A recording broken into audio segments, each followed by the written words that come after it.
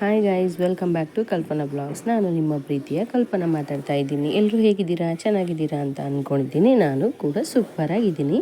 ಇವತ್ತಿನ ಡೇ ಬಂದು ದೀಪಾವಳಿ ಹಬ್ಬದ ಸ್ಪೆಷಲ್ ಸ್ನ್ಯಾಕ್ಸ್ ಮಾಡ್ತಾ ಇರೋದು. ಗರಿಗರಿಯಾದ ಚಕ್ಲಿ ಹೇಗೆ ಮಾಡೋದು, ಯಾವ ಥರ ಮಾಡೋದು ಅಂತ ಇವತ್ತಿನ ವಿಡಿಯೋದಲ್ಲಿ ಹೇಳ್ಕೊಡ್ತಾ ಇದ್ದೀನಿ. ತುಂಬ ಸಾಫ್ಟಾಗಿ ಬಾಯಲ್ಲಿಟ್ಟರೆ ಕರಗೋ ಥರ. ಸೊ ಇದು ಒಂಥರ ಡಿಫ್ರೆಂಟ್ ಆಗಿದೆ. ಎಲ್ಲರೂ ಕಾಮನಾಗಿ ಅಕ್ಕಿ ಹಿಟ್ಟಿಂದ ಮಾಡ್ತೀರಾ. ಸೊ ಇದು ನಾನು ಹೇಗೆ ಮಾಡ್ತಾ ಇದ್ದೀನಿ, ಯಾವ ಹಿಟ್ಟನ್ನು ಯೂಸ್ ಇದ್ದೀನಿ ಅಂತ ಅನ್ನೋದನ್ನು ಇವತ್ತಿನ ವಿಡಿಯೋದಲ್ಲಿ ಶೇರ್ ಮಾಡ್ತಾ ಇದ್ದೀನಿ. ಮೊದಲಿಗೆ ನಾನು ಒಂದು ತಟ್ಟೆಯಲ್ಲಿ ಜೋಳದ ಹಿಟ್ಟು ಒಂದು 2 ಕಪ್ಪಷ್ಟು ನಾನು ಜೋಳದ ಹಿಟ್ಟನ್ನು ತೊಗೊಂಡಿದ್ದೀನಿ. ಸೊ ನಾನು ಕಪ್ ತೋರಿಸ್ತಾ ಇದ್ದೀನಲ್ವ, ಆ ಕಪ್ಪಿಂದನೇ ನಾನು 2 ಕಪ್ಪಷ್ಟು ಜೋಳದ ಹಿಟ್ಟನ್ನು ತೊಗೊಂಡಿದ್ದೀನಿ. ಸೊ ಜೋಳದ ಹಿಟ್ಟು ಆದಮೇಲೆ 1 ಕಪ್ಪಷ್ಟು ಗೋಧಿ ಹಿಟ್ಟನ್ನು ತೊಗೋತಾ ಇದ್ದೀನಿ. ಸೊ ಗೋಧಿ ಹಿಟ್ಟು, ಜೋಳದ ಹಿಟ್ಟು ಎಲ್ಲರ ಮನೇಲಿ ಇದ್ದೇ ಇರುತ್ತೆ. ಸೊ ಜೋಳದ ಹಿಟ್ಟು ಇದು ಒಂದು ಡಿಫ್ರೆಂಟ್ ಟೇಸ್ಟ್ ಬರುತ್ತೆ, ತುಂಬ ಚೆನ್ನಾಗಿ ಟೇಸ್ಟ್. 3 ಹಿಟ್ಟು ಫ್ಲೇವರ್, ಮಿಕ್ಸೆಡ್ ಫ್ಲೇವರ್ ಸೂಪರ್ ಆಗಿರೋ ಟೇಸ್ಟ್ ಬರುತ್ತೆ. ಸೊ ಅದ್ರ ಜೊತೆಗೆ 1 ಕಪ್ಪಷ್ಟು ಕಡಲೆ ಹಿಟ್ಟು. ನೆನ್ಪಿಟ್ಕೊಳ್ಳಿ, 2 ಕಪ್ಪು ಜೋಳದ ಹಿಟ್ಟು ತೊಗೊಂಡ್ರೆ 1 ಕಪ್ಪು ಗೋಧಿ ಹಿಟ್ಟು, 1 ಕಪ್ಪು ಕಡಲೆ ಹಿಟ್ಟು ತೊಗೊಂಡ್ಬಿಟ್ಟು ಓಂಕಾಳು ಇರುತ್ತಲ್ವ, ಅದನ್ನು ಒಂದು 2 ಸ್ಪೂನಷ್ಟು ತೊಗೊಂಡ್ಬಿಟ್ಟು ಚೆನ್ನಾಗಿ ಕೈಯಿಂದ ಒರೆಸ್ಬಿಟ್ಟು ಹಾಕ್ತಾಯಿದ್ದೀನಿ. ಅದ್ರ ಜೊತೆಗೆ 1 ಬಟ್ಲಷ್ಟು ಬಿಳಿ ಎಳ್ಳನ್ನು ತೊಗೋತಾ ಇದ್ದೀನಿ. ಸೊ ನಾನು ಯಾವುದೇ ಕಾರಣಕ್ಕೂ ಹಸಿ ಎಳ್ಳು ತೊಗೊಂಡಿಲ್ಲ, ಫ್ರೈ ಮಾಡಿಟ್ಟಿರೋ ಎಳ್ಳಿತ್ತು. ಫ್ರೈ ಮಾಡಿರೋದೇ ಬಿಳಿ ಎಳ್ಳನ್ನು ತೊಗೊಂಡಿದ್ದೀನಿ.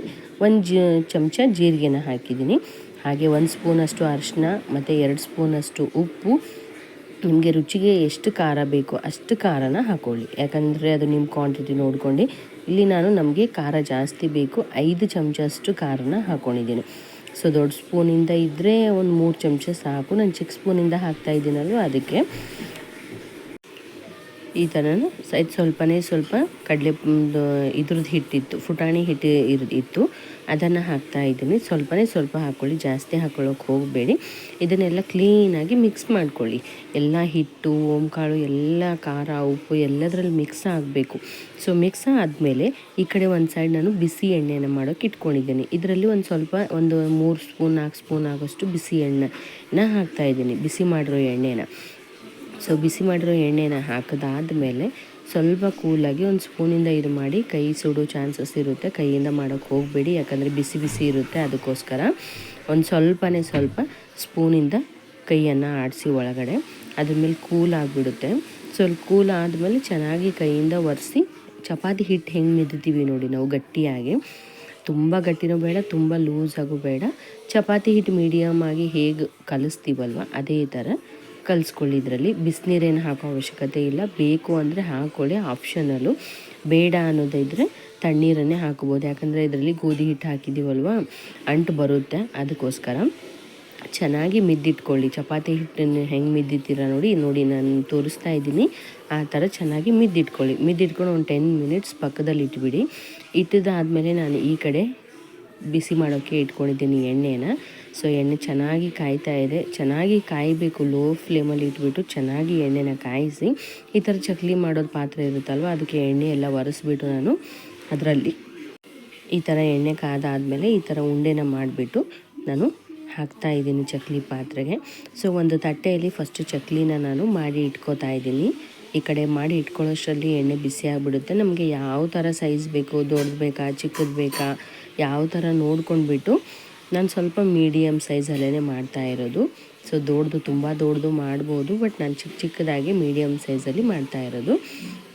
ಸೊ ಚಕ್ಲಿ ಅಂದರೆ ಇದೇ ಥರ ಇದ್ರೇ ಚೆನ್ನಾಗಿರುತ್ತಲ್ವ, ತುಂಬ ದೊಡ್ಡದಿದ್ರೂ ಅದು ಅಷ್ಟೊಂದು ಇದು ಅನಿಸಲ್ಲ.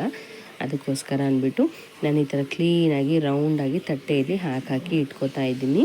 ಸೊ ಇಟ್ಕೊಂಡು ಆದಮೇಲೆ ಈ ಕಡೆ ಎಣ್ಣೆ ಬಿಸಿ ಆಗುತ್ತೆ ನೋಡಿ, ಎಣ್ಣೆ ಬಿಸಿ ಆಗೋ ಟೈಮಲ್ಲಿ ಒಂದೊಂದೇ ಆಗಿ ನಾನು ಬಿಡ್ತಾ ಇರ್ಬೋದು, ಬೇಗ. ಯಾಕಂದರೆ ಈ ಕಡೆ ಮಾಡ್ತಾ ಒಂದೊಂದು ಮಾಡಬೇಕು, ಒಂದೊಂದು ಹಾಕಬೇಕು ಅಂತಂದರೆ ತುಂಬ ಲೇಟ್ ಆಗಿಬಿಡುತ್ತೆ. ಅದಕ್ಕೋಸ್ಕರ ಫಸ್ಟು 1-2 ತಟ್ಟೆಯಲ್ಲಿ ನೀವು ಈ ಥರ ಹಾಕಿಟ್ಕೊಳ್ಳಿ. ತಟ್ಟೆಲಾಗಿರ್ಬೋದು, ಇಲ್ಲಾಂದರೆ ಎಣ್ಣೆ ಹಚ್ಬಿಟ್ಟು ಕವರಿಗಾಗಿರ್ಬೋದು, ಈ ಥರ ಹಾಕಿಟ್ಕೊಂಡ್ರೆ ನೀವು ಬೇಗ ಆರಾಮಾಗಿ ಎಣ್ಣೆಗೆ ಬಿಡೋದು. ಸೊ ನೋಡಿ ನಾನು ಯಾವ ಥರ ಹಾಕ್ತಾಯಿದ್ದೀನಿ ಅಂತ ನೋಡ್ತಾ ಇದ್ದೀರಲ್ಲ, ಆಲ್ಮೋಸ್ಟಾಗಿ ಎಲ್ರಿಗೂ ಗೊತ್ತೇ ಇರುತ್ತೆ ಚಕ್ಲಿ ಅಂತ.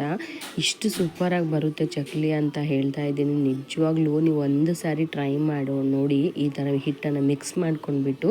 ಅಷ್ಟು ನಮ್ಮ ಉತ್ತರ ಕರ್ನಾಟಕ ಸೈಡ್ ಇದೇ ಥರ ನಾವು ಮಾಡೋದು, ಯಾಕಂದರೆ ಅಕ್ಕಿ ಹಿಟ್ಟಿಂದ ಎಲ್ಲ ಜಾಸ್ತಿ ನಾವು ಮಾಡೋಕ್ಕೆ ಹೋಗಲ್ಲ. ನಮ್ಮಮ್ಮ ಅಂತೂ ನಾನು ಚಿಕ್ಕ ವಯಸ್ಸಿನಾಗ ಇದ್ದಾಗಿಂದ ನೋಡ್ತಾ ಇದ್ದೀನಿ, ಇದು 3 ಹಿಟ್ಟು ಮಾತ್ರ ಮಿಕ್ಸ್ ಮಾಡಿಕೊಂಡೇ ಮಾಡ್ತಾರೆ ಹೊರತು ಅಕ್ಕಿ ಹಿಟ್ಟಿಂದ ಮಾಡೋದು ಅವ್ರಿಗೆ ಯಾರಿಗೂ ಗೊತ್ತೇ ಇಲ್ಲ, ಅದಕ್ಕೋಸ್ಕರ ಅಂತ ಹೇಳ್ತಾ ಇದ್ದೀನಿ. ಸೊ ತುಂಬ ಅಂದರೆ ತುಂಬ ಟೇಸ್ಟಿ ಬರುತ್ತೆ ತಿನ್ನೋಕ್ಕೆ, 1 ತಿಂಗಳು ಇಟ್ಕೊಂಡು ಆರಾಮಾಗಿ ತಿನ್ಬೋದು. ಈ ದೀಪಾವಳಿಯಲ್ಲಂತೂ ಸ್ನ್ಯಾಕ್ಸ್ ಹೇಳೋಕ್ಕೆ ಆಗಲ್ಲ, ಅಷ್ಟೊಂದು ಸ್ನ್ಯಾಕ್ಸ್ ಮಾಡ್ತಾರೆ ನಮ್ಮ ಕಡೆ ಎಲ್ಲ. ತುಂಬ ಅಂದರೆ ತುಂಬ ಚೆನ್ನಾಗಿ ಸ್ನ್ಯಾಕ್ಸ್ ಮಾಡ್ತಾರೆ. ಸೊ ಈ ಕಡೆ ಬೆಂಗಳೂರು ಸೈಡು ಒಂದು ಕಜ್ಜಾಯ ಒಂದು ಮಾಡಿದ್ರು ಅಂದರೆ ಮುಗೀತು, ಜಾಸ್ತಿ ಏನು ಮಾಡೋಕ್ಕೆ ಹೋಗಲ್ಲ. ಬಟ್ ನಮ್ಮ ಕಡೆ ಸಿಕ್ಕಾಪಟ್ಟೆ ಸ್ನ್ಯಾಕ್ಸ್ ಮಾಡ್ತಾರೆ. ಸೊ ಅದಕ್ಕೋಸ್ಕರ ಅಂತ ನಾನಿಲ್ಲಿ ಚಕ್ಲಿನ ಮಾಡ್ತಾಯಿದ್ದೀನಿ. ಸೊ ನೋಡಿ, ಎಣ್ಣೆಲಿ ಹಾಕಿ ಕರಿತಾಯಿತು, ಕಲರ್ ಕೆಂಪು ಬ್ರೌನ್ ಬರೋ ಗಂಟ ಫ್ರೈ ಮಾಡ್ಕೊಂಡ್ಬಿಟ್ಟು ತೆಗೆದಿದ್ದೀನಿ. ಮತ್ತು ಇವಾಗ ಒಂದೊಂದಾಗಿ ಈ ಥರ ಮಾಡಿಟ್ಕೊಂಡ್ರೆ ಬೇಗ ಬೇಗ ಬೇಗ ಎಣ್ಣೆಲಿ ನಾವು ಬಿಡ್ಬೋದು. ಯಾಕಂದರೆ ಎಣ್ಣೆ ಚೆನ್ನಾಗಿ ಕಾಯ್ದಿರೋದಿರುತ್ತಲ್ವ, ಅದಕ್ಕೋಸ್ಕರ ಬೇಗ ಬೇಗ ಬೇಗ ನಾವು ಬಿಡೋದು. ಸೊ ಅದಕ್ಕೋಸ್ಕರ ಚೆನ್ನಾಗಿ ಫ್ರೈ ಮಾಡ್ಕೋಬೇಕು ಎಣ್ಣೆಯಲ್ಲಿ, ಎರಡೂ ಸೈಡನ್ನು ಇದು ಮಾಡ್ಕೊಂಡ್ಬಿಟ್ಟು ಚೆನ್ನಾಗಿ ಫ್ರೈ ಮಾಡಿಕೊಂಡ್ರೆ ಅಂದರೆ ತುಂಬ ಅಂದರೆ ತುಂಬ ಸಖತ್ತಾಗಿರೋ ಟೇಸ್ಟ್ ಬರುತ್ತೆ. ಅದರಲ್ಲಿ ಫ್ಲೇವರ್ ಓಂಕಾಳು ಮತ್ತು ಎಳ್ಳು ಇದೆಲ್ಲ ಹಾಕಿದ್ದೀವಲ್ವ, ಅದ್ರ ಫ್ಲೇವರ್ ಅಂತೂ ಬಾಯಲ್ಲಿಟ್ಟರೆ ಇಷ್ಟು ಚೆನ್ನಾಗಿ ಬರುತ್ತೆ ಅಂತೀರ, ಅಷ್ಟು ಚೆನ್ನಾಗಿ ಬರುತ್ತೆ.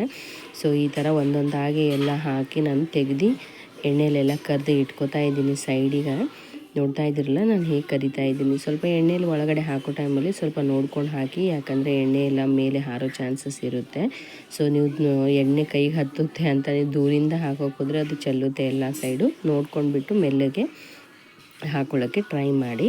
ಸೊ ನಾನು ಯಾವ ಥರ ಚಕ್ಲಿನ ಮಾಡಿದ್ದೀನಿ ಅಂತ ನೋಡ್ತಾ ಇದ್ದೀರಲ್ವ, ಹೇಗೆ ಬಂದಿದೆ ಚಕ್ಲಿ ಅಂತ ಕಾಣಿಸ್ತಾ ಇದೆ ಅಲ್ವಾ. ಕೈಯಿಂದ ಈ ಥರ ನಾನು ಫೋರ್ಸ್ ಕೂಡ ಹಾಕ್ತಾಯಿಲ್ಲ, ಸುಮ್ಮನೆ ಜಸ್ಟ್ ಕೈಯಿಂದ ಈ ಥರ ಮಾಡ್ತಾಯಿದ್ರೆ ಕಟ್ಟಾಗ್ತಾಯಿದೆ, ಅಷ್ಟೊಂದು ಸಾಫ್ಟಾಗಿ ಬಂದಿದೆ. ಸೊ ಬಾಯಲ್ಲಿ ಇಟ್ಟರೆ ಅಂತೂ ಹೆಂಗೆ ಆಗ್ತಾಯಿದೆ ಅಂದರೆ ಅಷ್ಟು ಸೂಪರಾಗಿರೋ ಟೇಸ್ಟ್ ಬಂದಿದೆ. ಸೊ ಬಾಯಲ್ಲಿ ಇಟ್ಟರೆ ಅಂತೂ ಕರಗ್ತಾ ಇದೆ, ಆ ಥರ ಟೇಸ್ಟ್ ಬಂದಿದೆ. ನೀವು ಒಂದು ಸರಿ ಈ ಥರ ಹಿಟ್ಟೆಲ್ಲ ಮಿಕ್ಸ್ ಮಾಡಿಲ್ಲ ಅನ್ನೋದಿದ್ದರೆ ಒಂದು ಸರಿ ಪಕ್ಕ ಟ್ರೈ ಮಾಡಿ ಅಂತ ಕೇಳ್ತಾ ಇರೋದು. Thank you for watching my video friends, take care.